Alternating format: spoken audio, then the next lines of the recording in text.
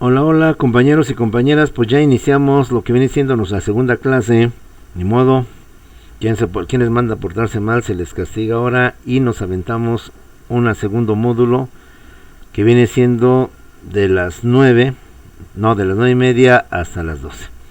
La segunda materia que les vamos a impartir es lo que viene siendo los famosos derechos humanos, que hoy están muy en boga, están muy de moda, están muy actualizados, y que en mis tiempos nada más hablábamos de las garantías individuales. Y ya en un nivel más superior hablamos de las garantías sociales, y solo eso, garantías individuales y garantías sociales. De hecho hay autores quienes suponen, o personas quienes suponen que garantías individuales y derechos humanos son lo mismo. Pero hay también quienes sostienen que son cosas completamente diferentes, o más que diferentes, se complementan. Y que de alguna manera los derechos humanos, o mejor dicho, las garantías individuales forman parte de los derechos humanos.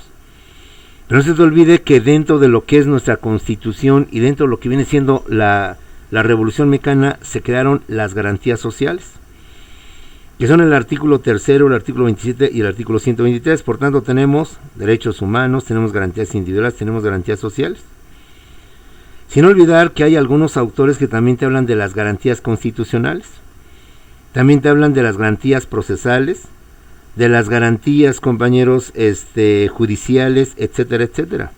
Entonces vamos a ir aclarando este tipo de conceptos. La esencia de nuestra materia son los derechos humanos. Pero para poderlos diferenciar bien y entenderlos bien, vamos a recordar justamente algo que se supone no lo hayas estudiado, que son los derechos subjetivos.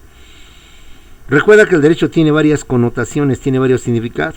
Derecho público, derecho privado, derecho objetivo, derecho subjetivo, derecho natural, derecho positivo, derecho vigente, y una gran cantidad de significados que tiene la palabra derecho. Uno de esos significados es justamente el derecho subjetivo o los derechos subjetivos. Como te decía, a subjetivos, compañeros, simplemente quítale la B, quítale lo que viene siendo la T, quítale la I, quítale la B, ¿sí? Quítale la I y quítale la V y te dice sujetos. ¿Cuáles son los derechos subjetivos? Los derechos que tienen los sujetos, las personas, los individuos, los seres humanos. Y entonces mira, bueno, ¿y derechos humanos? Bueno, a eso voy. Vamos a desglosar galimatías de garantías individuales, garantías constitucionales, garantías procesales, garantías sociales y derechos humanos. Recuerda que todos los seres humanos tenemos los derechos subjetivos.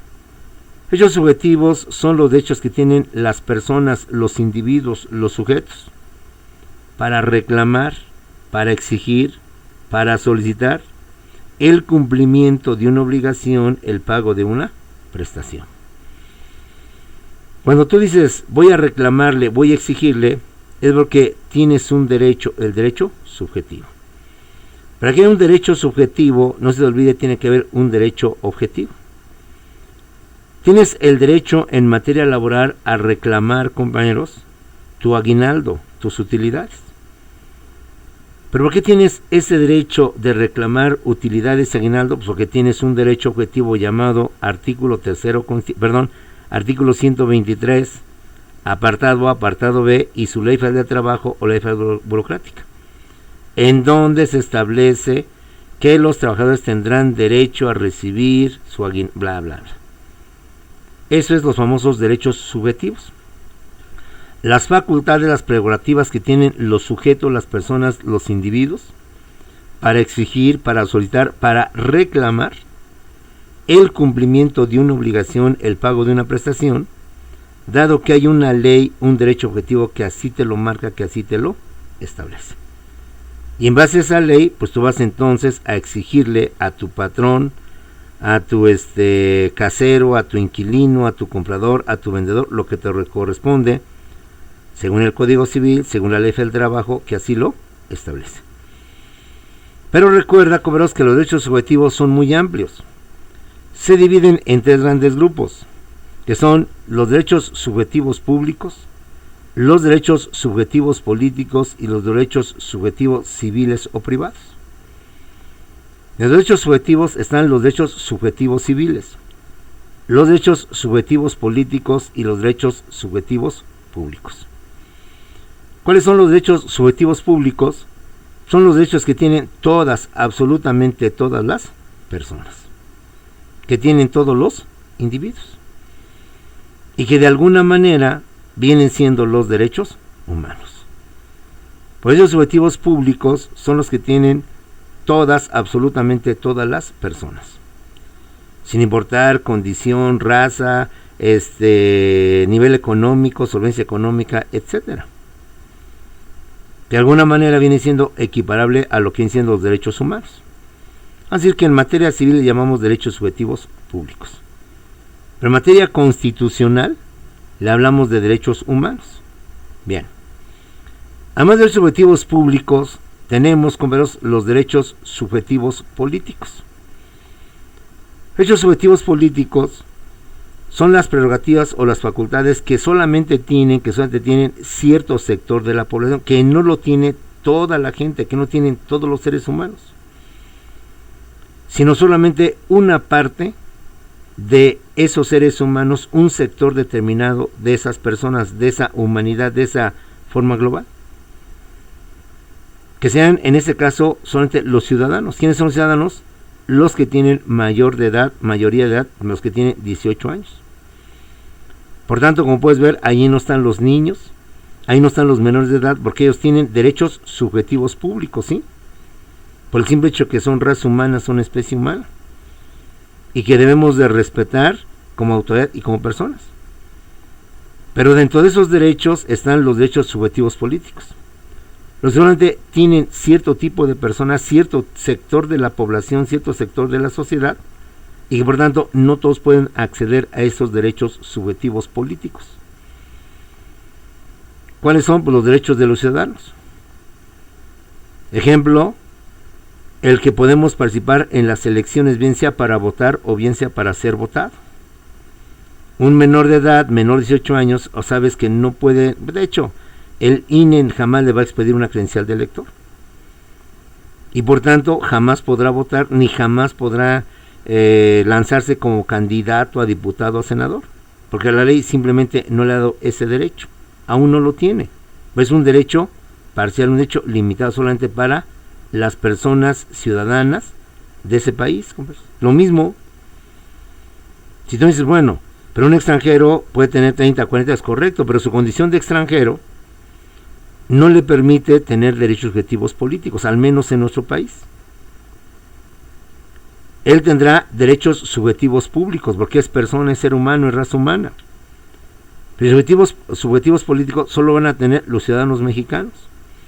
Él, aunque sea mayor de edad y esté bien en pleno uso de facultades mentales y físicas, pues no va a poder participar en manifestaciones, en mítines, en reuniones, y menos va a poder votar, y menos va a poder ser candidato a algún puesto público, a algún puesto político, compañeros. De alguna manera, los derechos subjetivos políticos vienen siendo las garantías individuales, ¿sí? Recordemos que las garantías individuales establecen entonces la famosa derecho de asociación, en donde podemos unirnos y podemos deliberar sobre los problemas que están dentro del país, pero este derecho no pueden tener los extranjeros. Los extranjeros no pueden tener esta garantía individual, están limitados. Entonces, como puedes ver, los subjetivos políticos de alguna manera dan lugar a las garantías individuales, porque las garantías individuales no las tienen todos los seres humanos. Porque para estar en política, para poderme asociar, si soy extranjero, por mandato de la Constitución y de la garantía individual, yo no puedo hacerlo. De hecho, provocarían mi expulsión, siendo yo extranjero, inmiscuirme en los asuntos de México, ¿sí?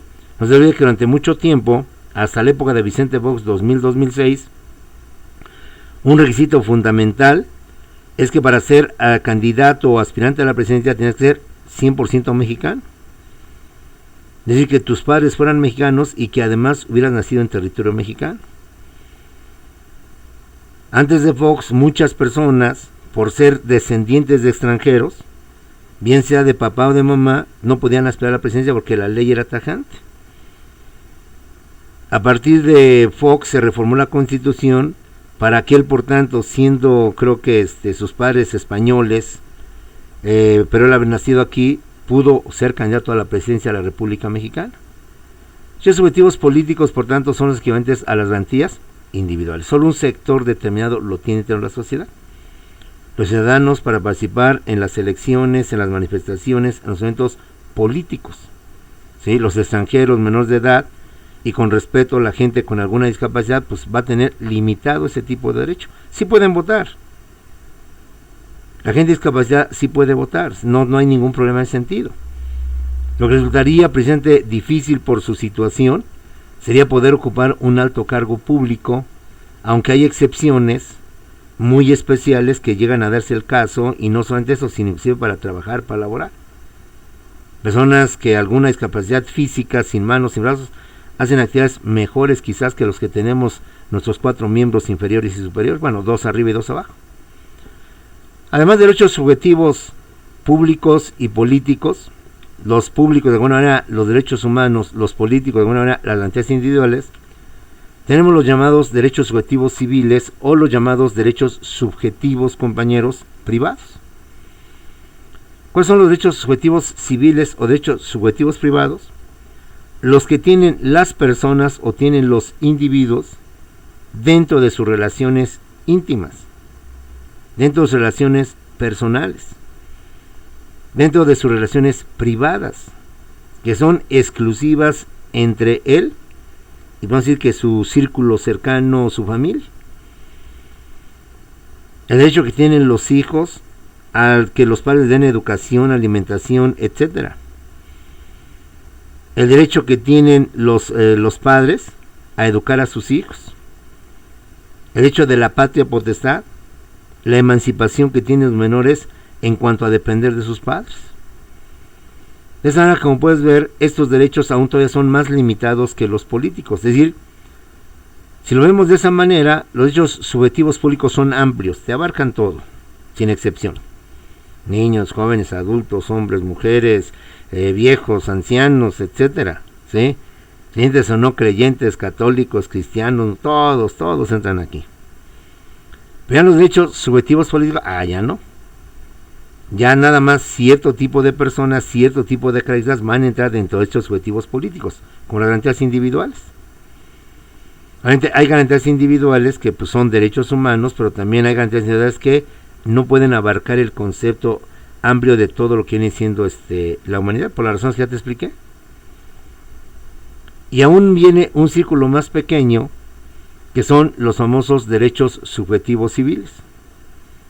Es decir, los derechos que tienen las personas dentro de sus relaciones íntimas, privadas, personales, exclusivas de él y su entorno, su círculo primero, que viene siendo la familia. Donde solamente esa familia pues tiene ese tipo de derechos con ellos mismos.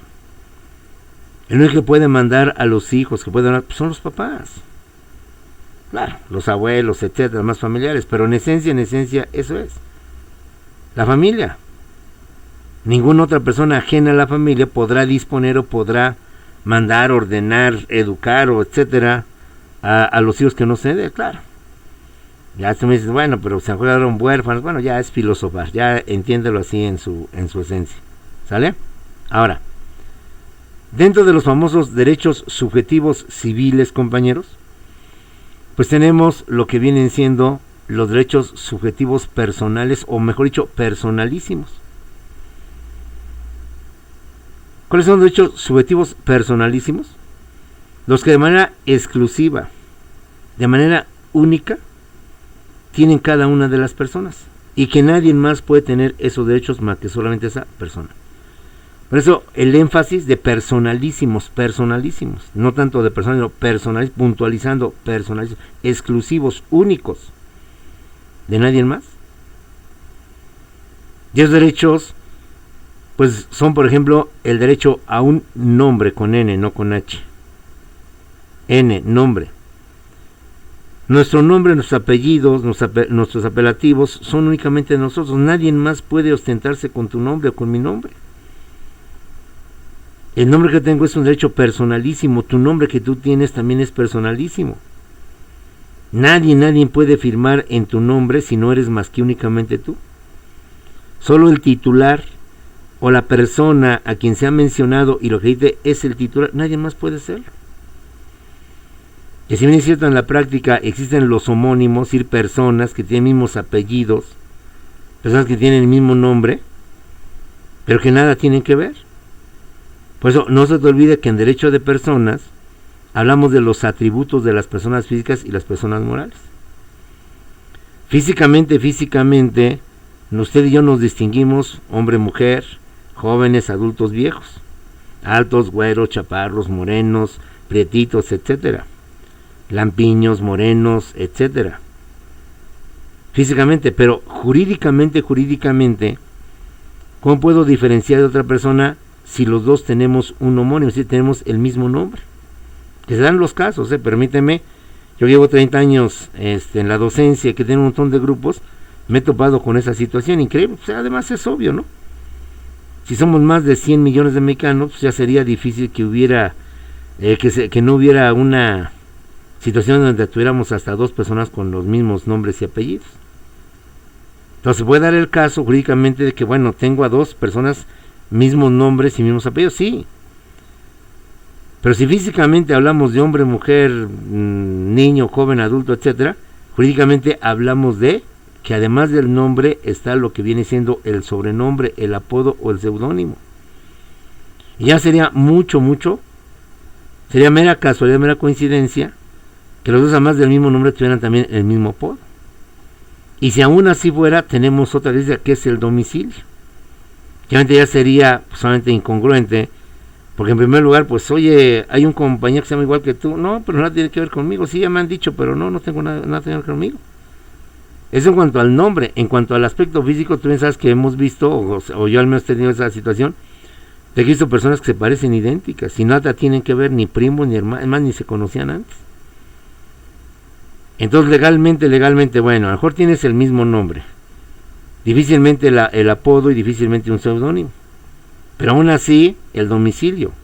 Además del domicilio, está el estado civil, está el estado político y está lo que viene siendo el patrimonio. De esta manera, como puedes ver, ve cómo se aplica el derecho y cómo pues hay que tener bien los conceptos, bien afinados para ir vinculando un derecho con otro derecho, una situación con otra situación, ir entendiendo esto. Reitero por última vez, los derechos subjetivos personalísimos forman parte de los derechos subjetivos civiles, derechos subjetivos civiles. En los derechos subjetivos civiles están los derechos subjetivos personalísimos, haciendo énfasis, que son los derechos exclusivos propios, que solamente la persona puede usar y disponer y nadie más, salvo la comisión de algún delito. El ejemplo típico, el derecho a un nombre, a tener un nombre, y que nadie más puede en mi nombre hacer trámites o ostentarse con mi nombre, ya sería entonces un delito. Dentro de los derechos subjetivos personalísimos, por lo tanto, derechos subjetivos civiles, además de los personalísimos, tenemos los patrimoniales. ¿Cuáles vienen siendo los famosos patrimoniales, comperos? Pues los derechos que se cuantifican en dinero, los derechos que son cuantificables en dinero. De esta manera nosotros tenemos, compañeros, una propiedad, tenemos un coche, tenemos pantallas, tenemos algo, y que nosotros somos dueños pues, de ese coche, de esa casa. Pero esos derechos de la propiedad, que ya también llevamos un curso de esto, se pueden cuantificar en dinero. Lo que no se pueden cuantificar pues, son los personalísimos. O sea, difícilmente yo puedo ponerle un precio a mi nombre. ¿Sabes qué? Pues sí, te traspaso, te cedo, te vendo. Al principio no se puede, pero vamos a pensar. Te vendo mi nombre para que lo uses. Pues no, eso no es. Por eso, a diferencia de los personalísimos, tenemos a los patrimoniales, que son todos los derechos o facultades que tenemos, pero que son cuantificables en dinero. ¿Qué son los derechos cuantificables en dinero? Pues nuestras propiedades, todos los bienes que tenemos, nuestro patrimonio, se cuantifica en dinero, en valor, y es venciendo los famosos derechos subjetivos patrimoniales. Ahora, dentro de los derechos subjetivos patrimoniales, ¿cuáles tenemos dos? ¿Cuáles son los derechos subjetivos reales o simplemente derechos reales y los derechos subjetivos de crédito o simplemente derechos de crédito? ¿Sale? Dentro de los derechos subjetivos patrimoniales, los se pueden cuantificar en dinero, los se pueden dar valor en dinero, a su vez se dividen en derechos subjetivos reales o simplemente derechos reales y en derechos subjetivos de crédito o simplemente derechos de crédito. ¿Cuáles son los derechos subjetivos reales o derechos reales? Pues los derechos de propiedad.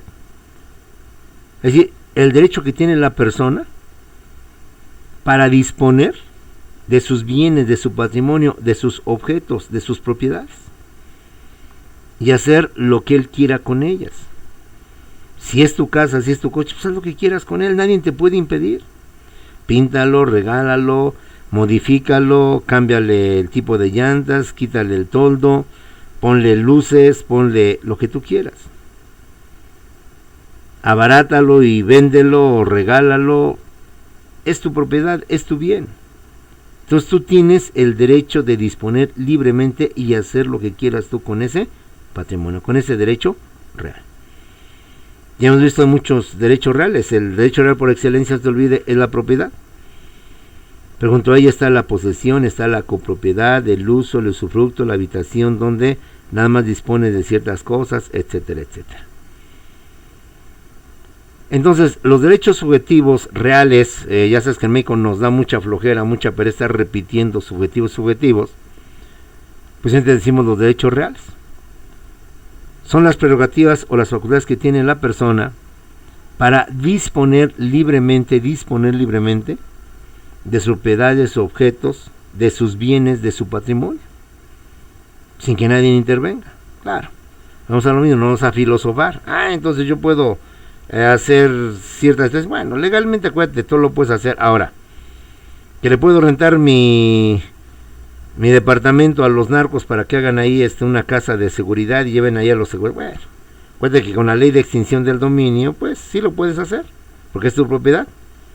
Pero estás violando la ley y en consecuencia, pues que perderías lo que es tu propiedad. Es decir, hay que ir analizando ese tipo de situaciones para generar lo que viene siendo tu famoso conocimiento jurídico. Dentro de los derechos subjetivos reales, o junto a los derechos subjetivos reales están los derechos subjetivos de crédito.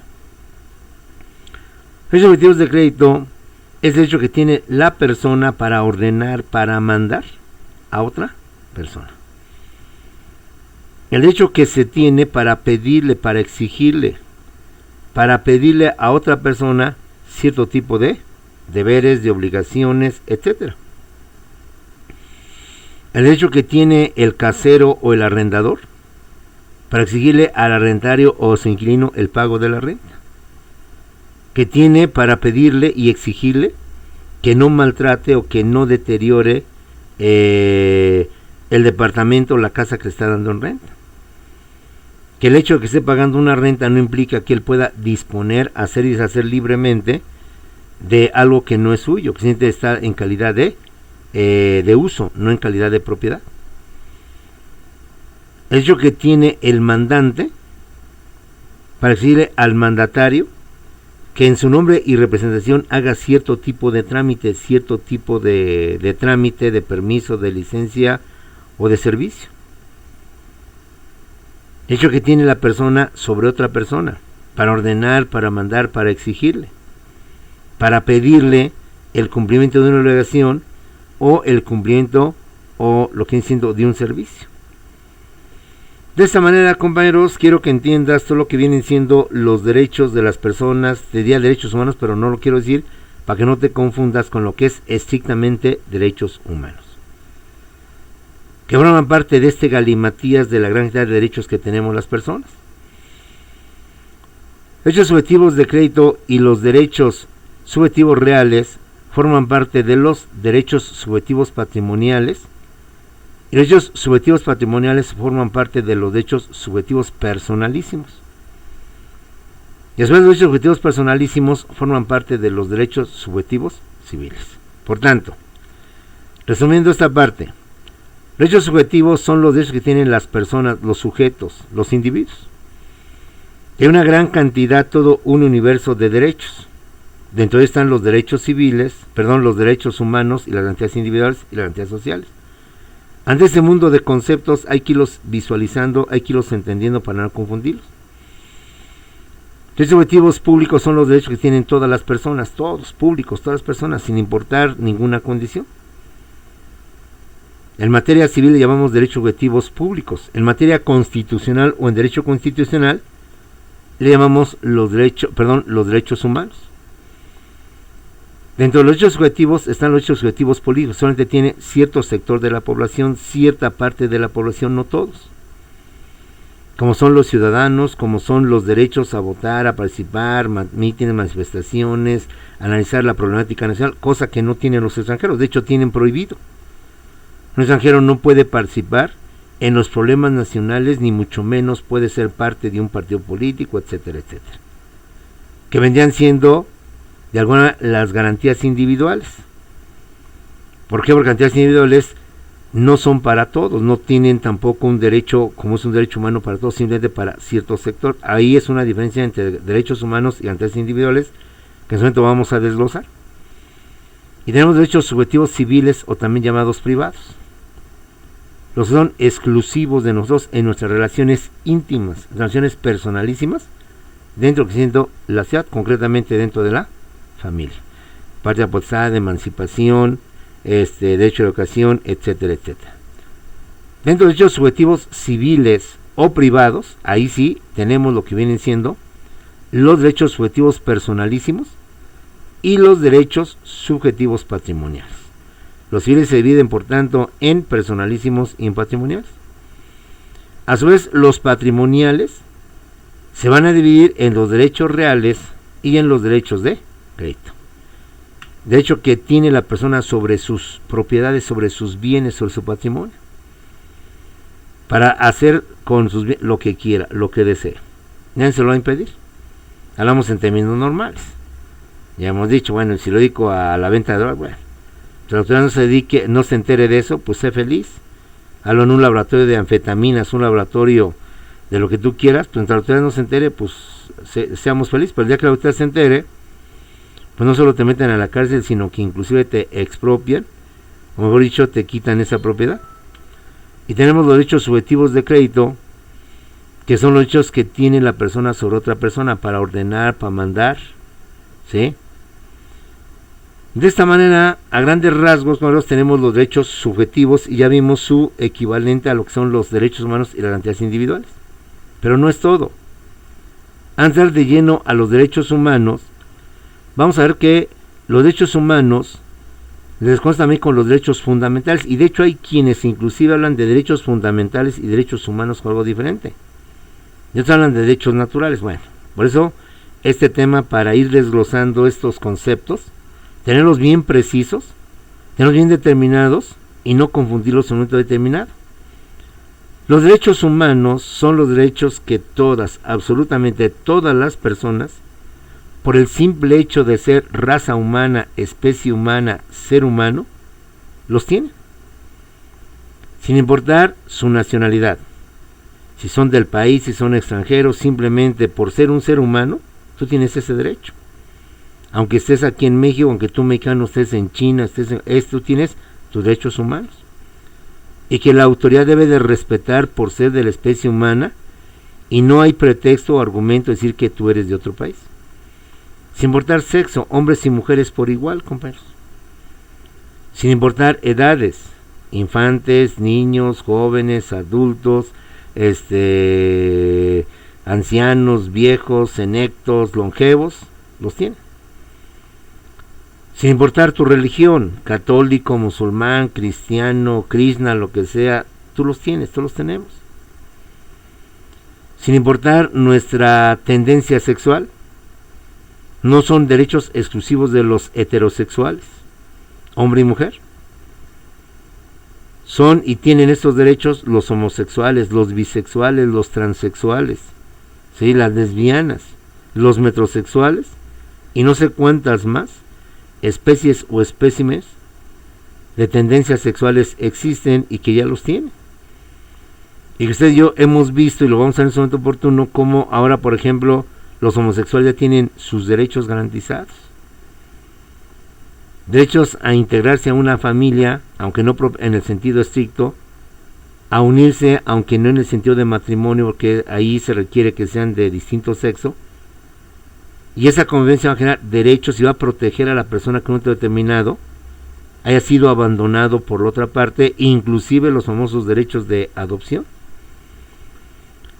Sin importar, compañeros, tu condición social, rico, pobre, millonario, plebeyo, etcétera, todos los tenemos por igual. Entonces, como puedes ver, es un concepto muy amplio, es un concepto que abarca demasiado. No te olvides que por eso el origen de los derechos humanos oficialmente está en la Declaración Universal de los Derechos del Hombre y del Ciudadano. Entonces hemos conocido eso que dio como consecuencia la Revolución Francesa. La famosa Declaración de los Derechos del Hombre y del Ciudadano. Por alguna razón, en ese primer documento histórico se habla de los derechos de los ciudadanos y de los derechos humanos. Es decir, como dos cosas diferentes. Declaración Universal de los Derechos Humanos y Ciudadanos. Bueno, además de derechos humanos, que ya entramos en materia, pero que vamos a ampliar, vamos a desglosar, compañeros, pero ahorita la idea es tener este concepto genérico de tantos derechos y tantas cosas que se presentan. Tenemos las famosas garantías individuales. Las garantías individuales son los derechos que la Constitución enmarca y señala como fundamentales dentro de la sociedad, pero que la misma Constitución consagra y considera como fundamentales, pero que, a medida de los derechos humanos, no todos los de la especie humana o la raza humana van a tener esos derechos. Sí, cuando habla la Constitución de todo, ejemplo, igualdad hombre y mujer, pues sí hablaríamos ahí de un derecho humano. Pues ya generalizando, hablando de los dos sexos, ¿sí? Pero, compañeros, cuando te habla de que solamente pueden participar en los problemas, en la problemática, en manifestaciones y atender asuntos políticos internos, solo le corresponde a los mexicanos, entonces, como comprenderás, ya las garantías individuales están limitando a los derechos humanos y no todos van a tener ese tipo de derecho, ese tipo de facultad. Por eso las garantías individuales, de alguna manera, lo vamos viendo, son más limitadas o forman parte de los derechos humanos. Los derechos humanos son inherentes al hombre, los hay por sí mismos. Desde que el hombre viene el vientre de mamá y nace, ya tiene derechos a su favor, que no es necesario que la Constitución o ley alguna humana se los marque o se los señale. Recuerda lo que se decía en la Ilustración: si las aves, siendo animales, si los peces son libres, con cuánta mayor razón los seres humanos también debemos de tener esa libertad plena, esa libertad absoluta. Esa libertad sin obstáculos, sin permisos, sin trámites, sin licencias. Pero el problema no es las leyes. El problema es que nosotros no hemos sabido convivir dentro de esta sociedad. Por eso, tú que estudias derecho sabes la importancia del derecho. Y como te he dicho, si habiendo leyes, habiendo autoridades, se cometen delitos, asesinatos, violaciones, secuestros, ahora imagínate, con este tipo de instituciones imperfectas, hay lo que hay. Ahora, si no hubiera, entonces imagínate aún peor, ¿cómo estaríamos, compañeros? Bueno, garantías individuales, como usted ya lo sabe, están consagradas de forma clara, de forma específica, del artículo 1 al artículo 29 de nuestra Constitución, en la llamada parte dogmática de la Constitución, compañeros. Y recordemos que las garantías individuales se dividen en 4 grupos. No son 29, son más de 29. Porque, por ejemplo, el artículo 4 constitucional te establece varias garantías, no nada más uno. La igualdad hombre y mujer ya es una garantía. El derecho a una vivienda, el derecho a la salud, el derecho a un ambiente sano, ya hablamos de 3, 4 garantías diferentes. Por tanto, no traes con la idea de que el artículo 1 a 29 ya son las 29 garantías, no, son más de 29. Porque muchos artículos dentro de cada uno de esos artículos te contiene a su vez varias garantías más, por tanto se ensancha o se amplía lo que viene siendo el número de garantías individuales. Y como son muchas garantías, entonces recuerda que se dividen en 4 grandes grupos, teóricamente, doctrinariamente o didácticamente. Las garantías de igualdad, las garantías de libertad, las garantías de seguridad jurídica y las garantías de propiedad. Ante la gran cantidad de garantías, que no solamente son 29, sino son más de 29, didácticamente o pedagógicamente se dividen en 4 garantías: las de igualdad, las de libertad, las de seguridad y los que vienen siendo las de propiedad. La propiedad no hay ningún problema, es la que nada más está en el artículo 27 constitucional, donde se reconoce y se acepta la propiedad privada, donde más se establece bien clarito que las aguas y las tierras que se encuentran dentro de nuestro territorio le pertenecen a la nación, entendiendo por nación al pueblo, no al gobierno. El gobierno no es dueño de nada, no se te olvide, compañeros. El gobierno, la autoridad, el presidente, los diputados, el gobernador, jamás han sido dueños del oro, de la plata, de las minas. Ellos solamente las administran. Quien puede disponer de todo eso es el pueblo, porque él es el titular, el dueño originario, propietario originario de todas las aguas, de todas las tierras que se encuentran dentro de nuestro territorio nacional. El artículo 27. Las garantías de igualdad, pues esas son muchas, entre otras, compañeros, ¿sí? El artículo primero, que establece que, el artículo 4, que establece la igualdad entre el hombre y la mujer. El artículo 12, que prohíbe los títulos de nobleza, es decir, aquí nada de que vamos a tener duques, condes, reinas, príncipes, no. Eso es títulos de nobleza, y eso significa que las personas que se ostentan con este título de nobleza de virrey, de rey, de príncipe, de conde, de marqués, dan a entender que son superiores o tienen mejor calidad que lo que vienen siendo las demás gentes sin título, los plebeyos, el pueblo, los nacos, como diríamos. La sangre azul contra la sangre roja. Entonces estas garantías tratan de establecer esa igualdad entre todos. Las de libertad son las que permiten, escucha, no son las que permiten que seas libre. Porque si me dices que libertad son las que permiten ser libre, no me estás diciendo nada. Acuérdate que también he insistido mucho en la forma de expresarnos, que a veces por la forma de hablar rápido se nos van y metemos una cantidad de pleonasmos y de barbarismos. Las garantías de libertad, como verás, son las que permiten el desarrollo de las personas sin obstáculos, sin trabas, sin problema alguno. Y ahí es donde la Constitución tiene muchas más. La libertad de trabajo del artículo 5 constitucional, la libertad de expresión, la libertad de imprenta, artículo 6, artículo 7, la libertad de asociación, la libertad de portar armas, la libertad de tránsito, y todas estas constituyen esos derechos que te permiten desarrollarte, desenvolverte dentro de la ciudad, sin obstáculos, sin trabas, sin problemas, etcétera, etcétera. Y las garantías de seguridad jurídica, que permiten que tus derechos no sean violados, porque la autoridad, por mucha autoridad que sea, también está sujeta a lo que la propia Constitución establece. Serás mucha autoridad, pero debes de sujetar también. Recuerda que las leyes no nada más rigen la conducta de las personas, sino también la conducta de las autoridades. Llámese presidente, gobernador, diputado, senador, también están sometidos por las leyes. Bueno. Además de las garantías individuales que ya desde la primera Constitución mexicana, la de 1824, ya se visualizaban, ya se contemplaban o ya se veían, compañeros, que luego se reafirmaron en la Constitución de 1857 y quedaron consideradas en la de 1917, aunque con muchísimos cambios. Si usted alguna vez tiene en sus manos el texto original de la Constitución del 17 y lo compara con el texto de la actual Constitución, la vigente, editorial tal, edición tal, va a ver que hay un cambio, pero enorme.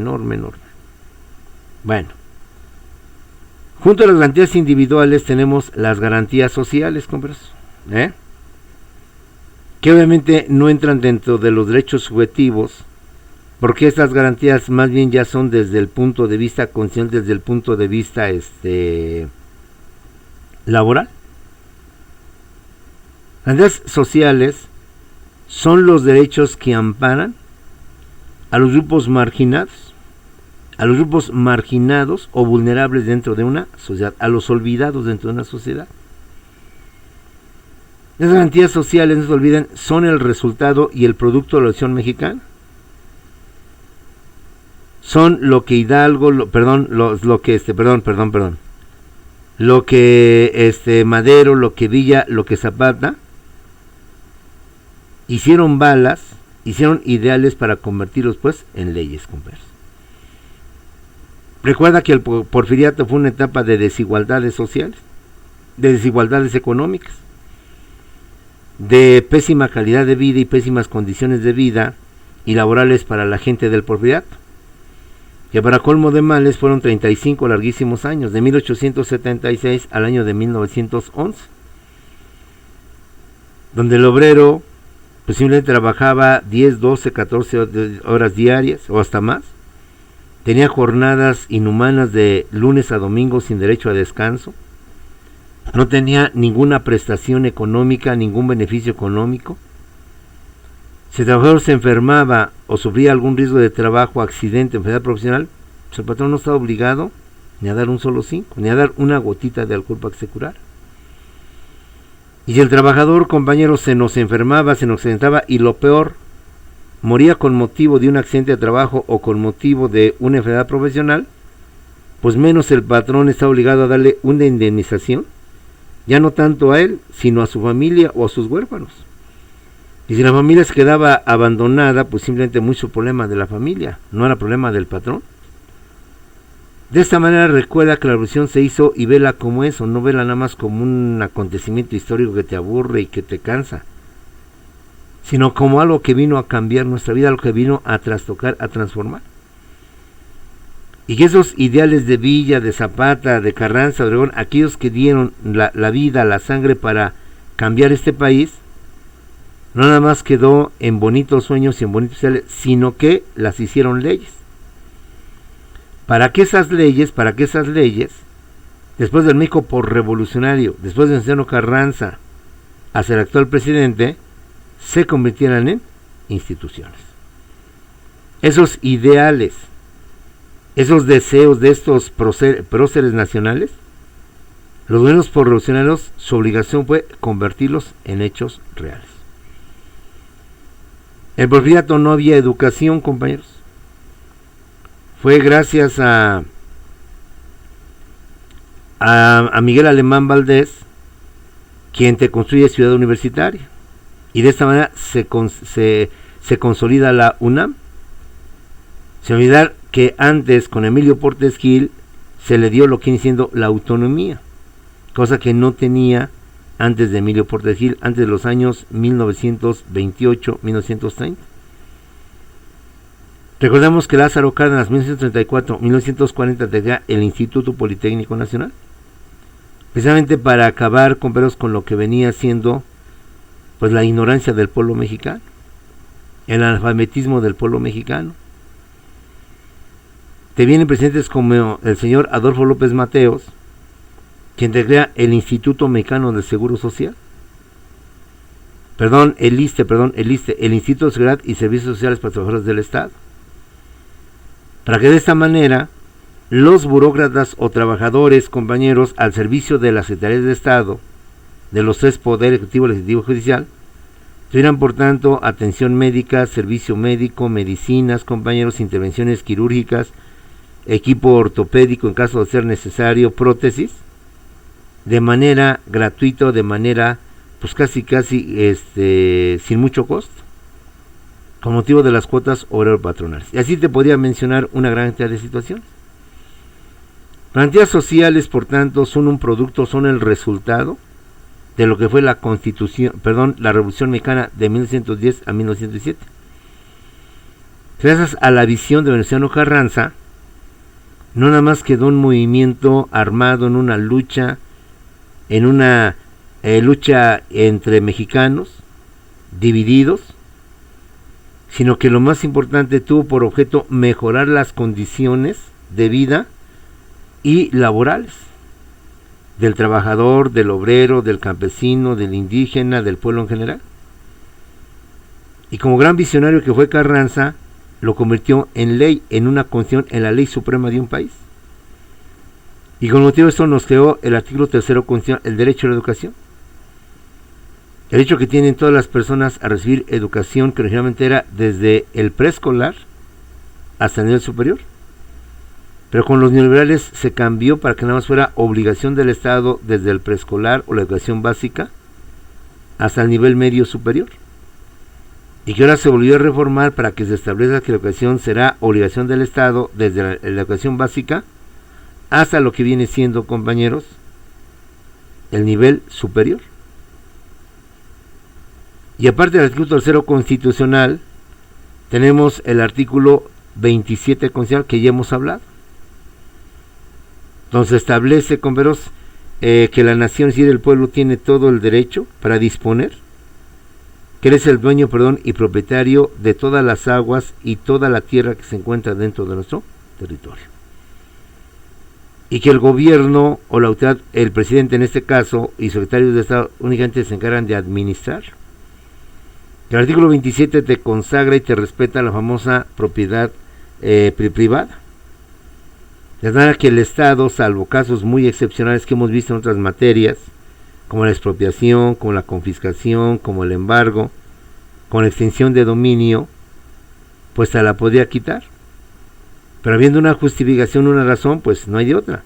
Pero en esencia, el Estado está obligado a respetar la propiedad privada, el patrimonio de las personas.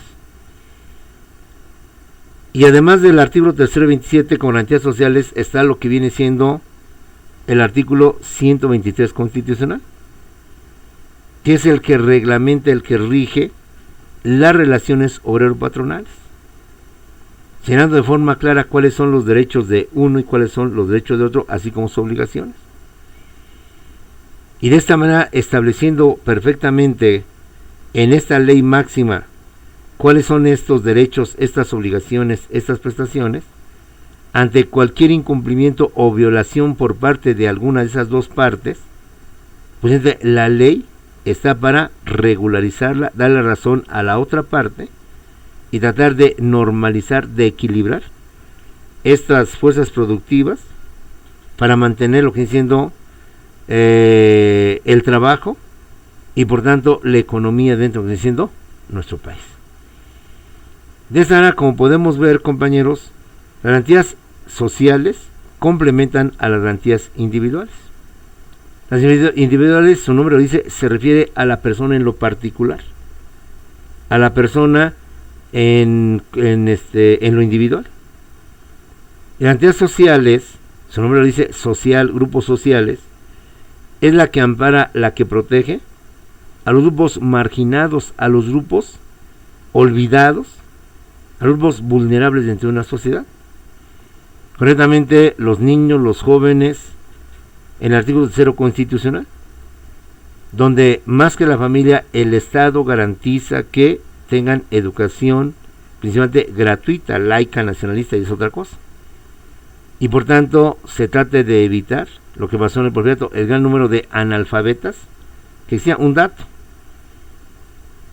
Según el porfiriato, había 15 millones de mexicanos en el porfiriato. Hoy somos más de 100 millones. Ve cómo hemos crecido, pero rápidamente, en promedio de 100 años. De 15 millones a 120 millones. Según la estadística histórica, con Porfirio Díaz, de 15 millones, 12 millones y tantos, vamos a redondear como dicen los economistas, 13 millones eran analfabetas. 13 millones de mexicanos de 15 millones eran completamente analfabetas. No sabían leer ni sabían escribir. No sabían, como decían en aquel tiempo, desde dicho, son tan brutos, pero tan brutos, que no te conocen la O ni por lo redondo. Ni por lo redondo te conocen que la O es eso. Son tan brutos, que no se dan cuenta de esta situación. Y el artículo 27, que precisamente reglamenta la propiedad privada y reglamenta justamente lo que es el ejido, lo que viene siendo la propiedad comunal. Así como respeta y acepta la propiedad privada, también reconoce y acepta la propiedad comunal, la ejidataria, la de los ejidos. Por el resultado de la Constitución, de la Revolución Mexicana, y de acuerdo a los ideales de Villa, principalmente tierra libertad, la tierra de quien la trabaja, era devolverle a los pueblos originarios y a los campesinos las tierras que ante el porfiriato les habían quitado y habían formado las grandes haciendas, las grandes terratenientes, amos y señores de grandes extensiones de tierra. Y para evitar eso y poder cumplir los ideales de Zapata, como tú bien lo sabes, llevó a cabo la creación del ejido para que el Estado les diera tierras a los campesinos que habían sido desprotegidos o desposeídos por ellas y pudieran tener una forma honesta de vivir al trabajar sus propias tierras. Vino Lázaro Cárdenas y otros presidentes que llevaron a cabo la expropiación y empezaron a dar esta repartición de tierras. Eso en cuanto al artículo 27. Con el artículo 123, pues ya lo hemos dicho, compañeros, las relaciones patronales. Y te pongo un ejemplo dentro de todo esto. Si bien nos quejamos del IMSS, si bien nos quejamos inclusive del ISSSTE o de lo que es el Infonavit, porque mucha burocracia, muchos trámites, etcétera, etcétera, si bien tienen sus defectos, también tienen sus grandes virtudes, sus grandes privilegios. Sin el Infonavit y sin el IMSS, compañeros, imagínate estos grupos de salario mínimo, ¿cuándo podrían acceder a hospitalizaciones, a intervenciones quirúrgicas? ¿Cuándo estas personas con un salario mínimo podrían tener, aunque tú y yo o mucha gente critique al Infonavit con sus cuartitos tipo para palomares, pequeños, restringidos, lo que tú quieras? Pero si no hubiera existido Infonavit y no se hubiera creado en Infonavit, pues difícilmente estas clases tendrían ese tipo de niveles de vida. Si hoy no tenemos los problemas de los 60s, que eran los grandes caserones que se destinaban a la renta y los inquilinos que pagaban renta, porque ya difícilmente hay personas que construyan para rentar, ya difícilmente hay personas que vean la renta como un buen negocio, es porque gracias al Infonavit, con todos sus defectos y sus problemas que tiene, ha hecho que gran parte de la población mexicana pues tenga eso, no obstante que va en contra de del medio rural y que ha ampliado la mancha urbana, la organización, y que ha provocado tantos trastornos viales, de movilidad y todo lo que implica contaminación y crecimiento de la mancha urbana. De esta manera, jóvenes, vamos a dejarle para que la siguiente clase nos visualizamos de forma específica, de forma concreta, a los derechos humanos.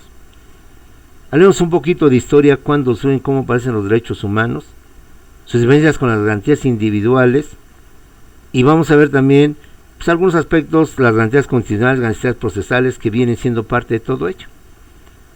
Pero considero importante tener como futuro abogado bien preciso este tipo de conceptos.